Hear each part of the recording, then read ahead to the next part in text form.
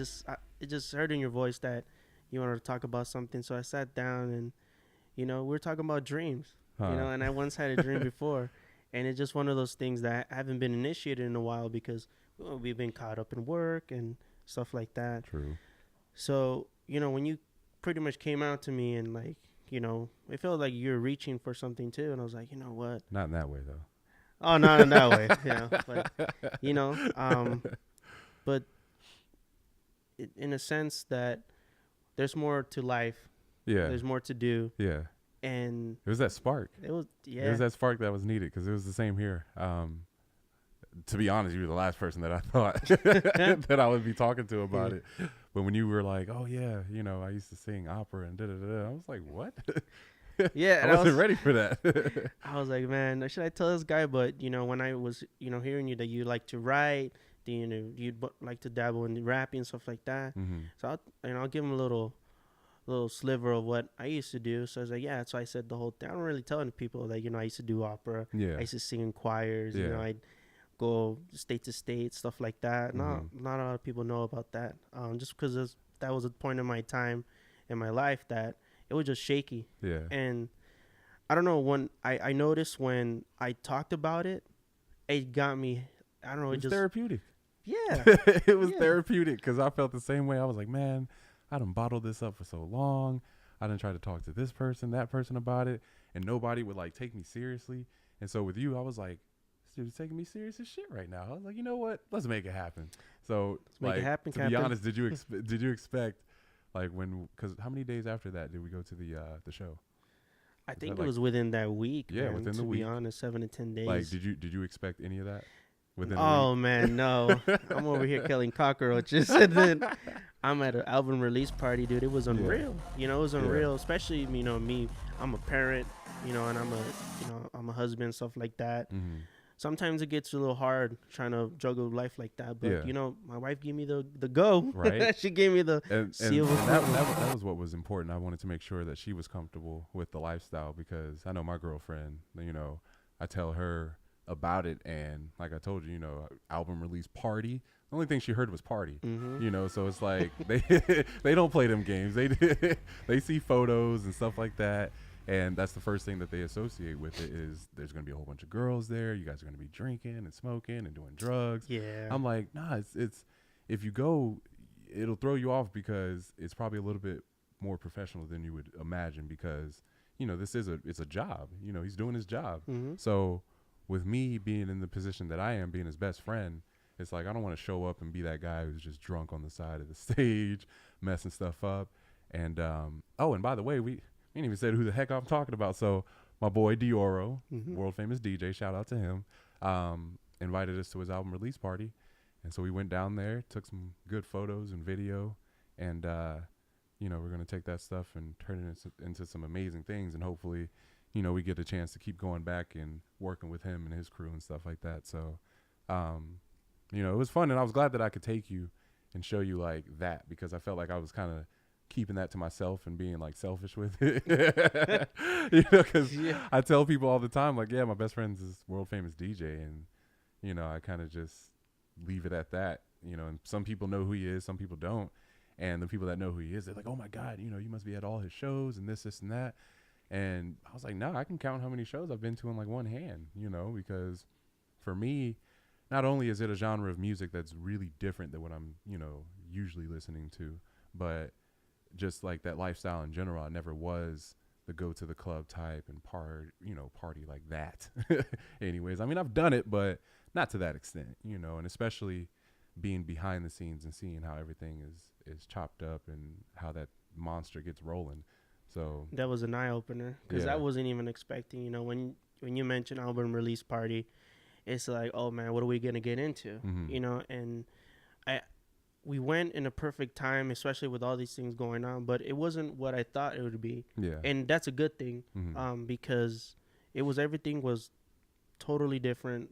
I'm not in that scene at all. I haven't been in that scene in years. I haven't been in EDM in so many years. Yeah.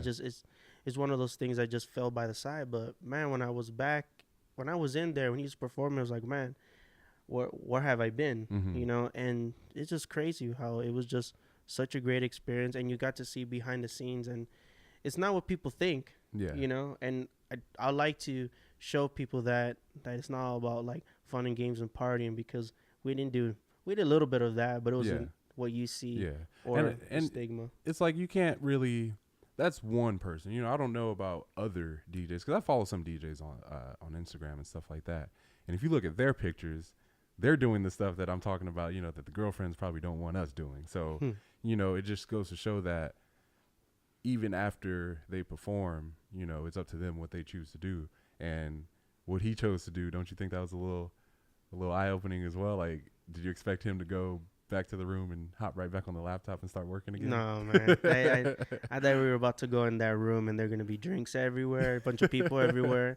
It was just a small group of people. Yep. Dicey was there. Shout out to Dicey. Yeah. And I got to meet her. And we just sat down and showing us his projects, what's happening next. Like, this dude just released his album. And I'm studying, you know, instead of going out and partying and stuff like that, he sits down and like, hey, this is what's happening next. Like, he just released an album. Yeah. And he's still working. Exactly. And I remember one time you mentioned to me that he was on stage writing a song and performing. Yeah. Like, those are the kind of musicians that, man, that just really grabs my attention. And I love musicians like that, because I take music very seriously and different levels. And to hear that from a dude in that sort of like, you know, platform, it's great. Yeah. And it's refreshing. And it kind of removes that stigma that was coming out in the 2000s, you know. And I'm so glad I met him, and I'm so glad that he's a real musician, and he plays a bunch of instruments, and he does this and that, and he's not just a, you know, one of those button pushers. Yeah. And, you know, he's the real deal. Exactly. And yeah, that you know, coming from a person like me, like, there's a difference between music appreciation and like actually understanding a musician, like, you know, because you were into it yourself, blah blah blah. Me growing up, I was just a huge athlete. That's what I was. I was the typical high school jock. You know, after high school, I thought I was going to college to play ball. My dream was to be an Olympic runner or, you know, NFL football player. When I realized that dream wasn't really going to pan out, I was like, well, what else do I love? What else can I turn to and really put as much effort into as I was sports? And that thing was music. But, you know, I kind of felt like, man, do I learn to play instruments, or do I learn to sing? Do I learn to rap, or whatever? And there was at a point in time where I realized, you know what? I can just take the love that I have for it and work with it, you know, and be around it and, you know, bring other people around it and stuff like that. And it's still good, you know. It doesn't have to be, oh, yeah, he's a musician, he understands this, he understands that, or whatever. So for a minute, I kind of felt extinguished, you know, because I was like, man, I don't know how to play nothing.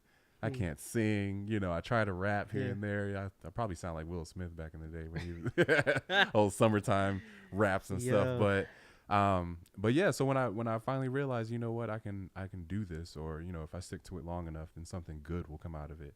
And you know, here we are, a month. What? Not even a month later. Is it a month later? Damn near a month. Yeah. But we've gotten really far, and it doesn't seem like it, but we have. And when we go into back, you were saying about how to get started. There's not a real way to get started. You know, it starts with something. You go from there. There's no rule that, oh, you have to learn this to go that. Like, no, man. Whatever, either it's music, you know, art, film, comedy, anything like that, you take it from what it is. Because if you hear these backstories from all these other people, I mean, they started from the bottom. You know, they were a dancer and then they become this. Exactly. You know, and there's no real structured way to do it.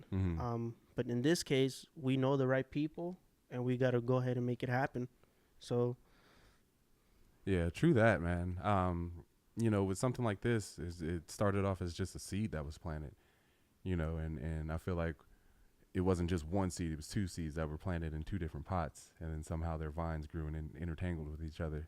You know, now they're growing together. So with this, you know, I'm really excited about the things that are in store for us, ahead of us, or whatever, because here we are doing our first little bit of takes on a couch in our boy Sal's living room, you know, and then next thing you know, we look up, we might be in our own studio, in our own, you know, rented out space or something like that. So in a garage, how every story happens, happens in a garage. It happens in some little room. Yeah. I mean, just like you showed me the other day. I mean, a guy had the president of the United States in his garage recording a podcast with him. Like, Mark Maron. It doesn't get any better than that. Like, it doesn't. If I can get anything close to a president sitting next to us talking about just, regular stuff, hey, we made it. We official now, son. For real, though. We official. Put a stamp on it. I'll drop the mic and walk away. Got him.